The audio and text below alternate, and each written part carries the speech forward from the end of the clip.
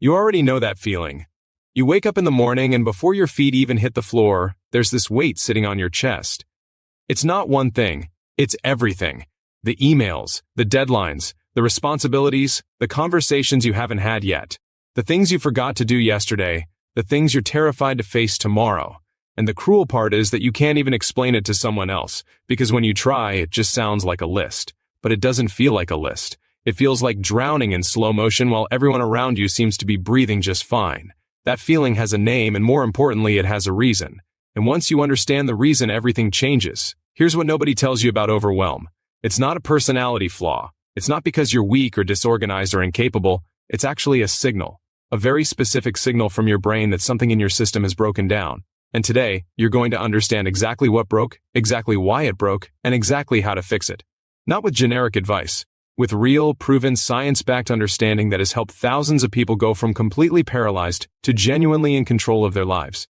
And if you feel like this is speaking directly to you right now, stay with me. Because we have related programs linked down below in the description that go much deeper than what we can cover here. People who are exactly where you are right now have used them to completely transform how they function daily. But we can only keep access open for a short window, so don't scroll past this before you check them out. That window does not stay open forever. Now, let's get into it. Your brain has a processing limit. Think of it like a computer with limited RAM. When you have too many tabs open, the whole system slows down, freezes, and eventually crashes. That's not a metaphor. That's literally what's happening inside your head when you feel overwhelmed. Your prefrontal cortex, the part of your brain responsible for decision-making, focus, and emotional regulation, gets flooded. And when it gets flooded, it shuts down higher thinking and hands the wheel over to your survival brain. Your survival brain doesn't plan. It panics. It circles. It convinces you that you're failing even when you're not. And here's where it gets personal. Because most people who experience this level of overwhelm are not lazy people. They're actually the hardest, working, most caring, most driven people in their circles. You care so much about doing things right that the weight of it becomes suffocating. You take on more because you believe in responsibility. You push through because quitting feels like failure. And then one day you realize you're running on empty and you don't even remember the last time you felt light. Picture this. You're sitting at your desk or your kitchen table, and there are 17 different things competing for your attention. Someone needs something from you. A bill needs to be paid. A project is overdue. Your phone keeps buzzing, and you sit there, completely frozen, not because you don't want to do any of it, but because your brain literally cannot choose which one to do first. So you do nothing. And then you feel guilty for doing nothing. And the guilt creates more stress. And more stress creates more paralysis. And the cycle just keeps spinning. That cycle is costing you, not just in productivity. In years, researchers have found that chronic stress and overwhelm accelerate cognitive aging, disrupt sleep, damage relationships, and significantly reduce your ability to experience joy. People operating in a constant state of overwhelm spend an average of 2 to 3 hours every single day in mental loops that produce zero output. That's 15 to 20 hours a week just spinning in mental fog. That's time you could be spending on the things that actually matter to you. But here's the shift. The people who break out of this cycle aren't the ones who just try harder. Trying harder without changing the system is just exhausting yourself in a more intense way. The people who actually get free are the ones who understand the root causes and address them directly. There are 3 root causes of overwhelm. The first is decision overload. Every decision you make, no matter how small, depletes mental energy. What to eat, what to wear, what to respond to first, whether to say yes or no to that request. Multiply that by the hundreds of micro decisions you make daily, and by noon your brain is running on fumes. High-performing people across psychology, neuroscience, and peak performance research have demonstrated consistently that reducing unnecessary decisions is one of the most powerful ways to restore mental clarity. The second root cause is incomplete loops. Every unfinished task, every conversation you haven't had, every email sitting in your draft folder, every promise you made to yourself that you haven't kept, those all stay open in your brain like background apps draining your battery. Your mind is constantly trying to hold them all in place so you don't forget them. And that constant background noise is exhausting you in ways you don't even notice consciously. The third root cause is misalignment between your priorities and your actions. Most people who feel overwhelmed are spending the majority of their time on things that don't actually matter most to them.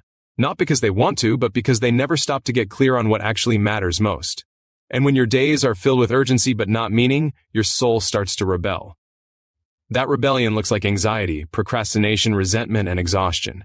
Now here is where the transformation begins. Close those loops. Start with the smallest one. Not the biggest, not the most important, the smallest. Send that text. Delete that draft. Cross that tiny thing off.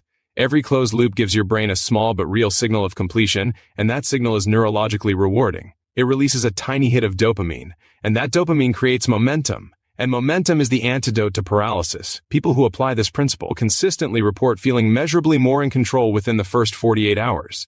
Not because their to-do list got shorter, because their brain stopped holding everything hostage.